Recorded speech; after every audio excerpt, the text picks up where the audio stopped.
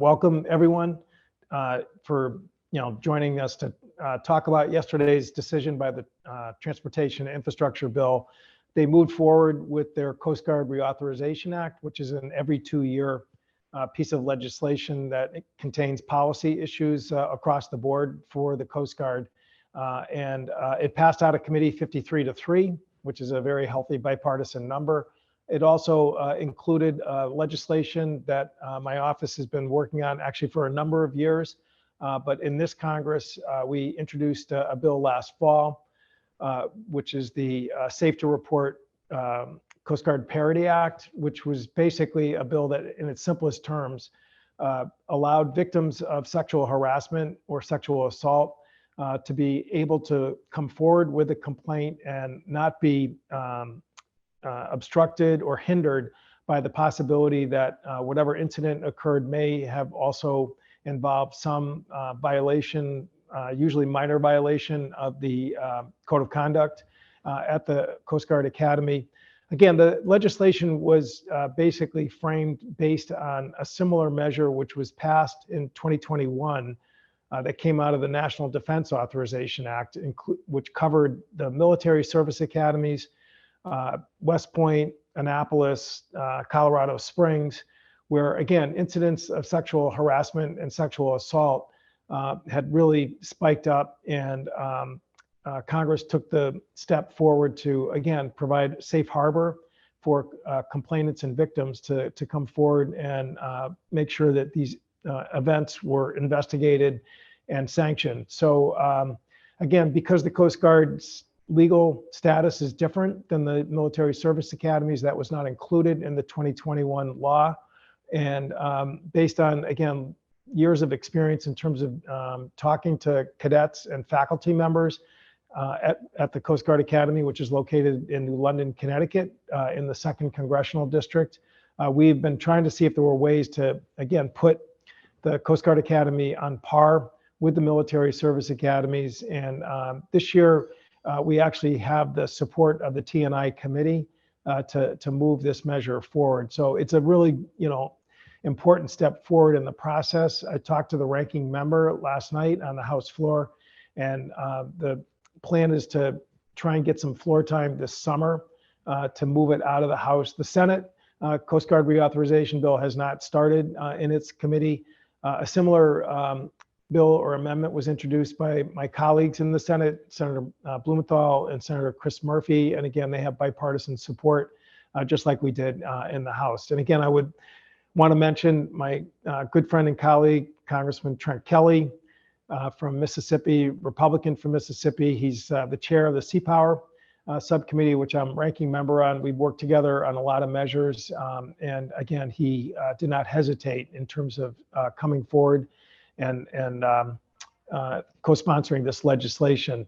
And the last point I would simply make is that the Coast Guard Academy leadership under Admiral Michael Johnson and Deputy Superintendent Eva Van Camp, Captain Van Camp, have embraced this measure. They've actually now put it into their own, cadet manual for the campus that's there, and I, really applaud their, willingness to move forward on this approach, which again, our bill will just again lock it in even tighter by codifying it as a matter of federal statute. So I'll stop there, and if anyone has any questions, I've got about 15 minutes, and happy to have a discussion. Thank you, Congressman. Again, if you have a question, please use the raise hand function. First over to Emma from Fox 61. Emma, you're on with the Congressman. Hi, thank you so much for hosting this. I know there's been a lot of conversation recently about this, especially after the filed anchor report. You mentioned that your office has been working on this for years, but can you speak at all to the timing? Because, we saw the Senate hearing with some victims and the report, and I just feel like there's been a lot of conversation around this. So can you speak at all to the timing of this moving forward? Yeah, there's no question that there's been external pressure that's been brought to bear in terms of moving this bill forward. Filed anchor report, which was reported on last summer, definitely demonstrated that this is, a serious issue with, real record of validation by the investigation, which the Coast Guard, to its credit, conducted. It, obviously the manner in which it was held back, I think, is something that the Senate committee is looking at very hard. But nonetheless, I mean, it really just sort of validated the Safe-To-Report, safe harbor approach, because the testimony of cadets who were interviewed as part of Fouled Anchor, really described how the system really just was not at all welcoming to cadets who experienced this totally unacceptable conduct. And it definitely gave a big boost to the Safe-To-Report legislation to move forward at the Transportation and Infrastructure Committee. Again, as I mentioned, our office had been getting calls over the years from cadets. Actually, I had a guest to the State of the Union address, Lieutenant Commander McLean Younger, who joined me at that event to, again, sort of spotlight this issue.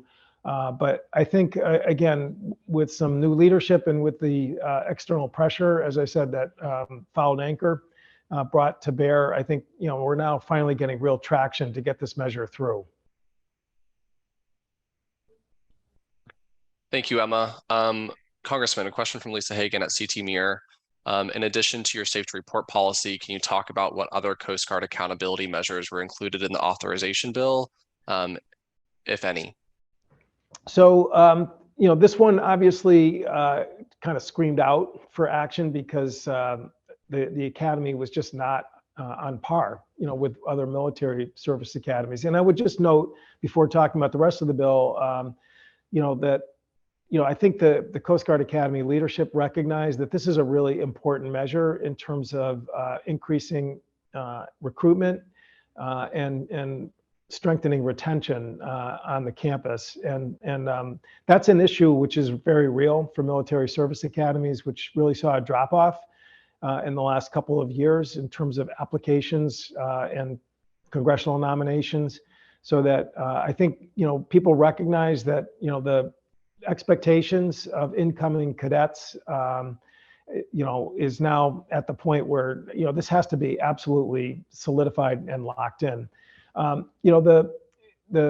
As not being a member of the TNI committee, I'm not sort of familiar with the entire scope of the bill, but I will say this, the Commandant, Commandant Fagan, who has obviously jurisdiction over the Coast Guard writ large, has already been issuing directives, and I think it's based on her own strong feelings and passion about this issue. She knows personally some of the folks that were describing bad experiences in Fouled Anchor. And we're still sort of scrubbing the bill in terms of just trying to see what other measures were incorporated. But I think, again, there's just no question that there's strong momentum with the Coast Guard leadership. And the fact that the bipartisan support for the Safe-To-Report Act was included in the bill shows that, there's going to be, I think, a really sort of clean broom, clean sweep in terms of, this branch of the military, which is so important right now in terms of not just, our Homeland Security network, but also overseas deployments that now the Coast Guard Academy, the Coast Guard is deploying in increasing numbers. And, we just really want to have top-notch people, and having, again, an environment for the officer class is really, I think, critical, because it starts at the top.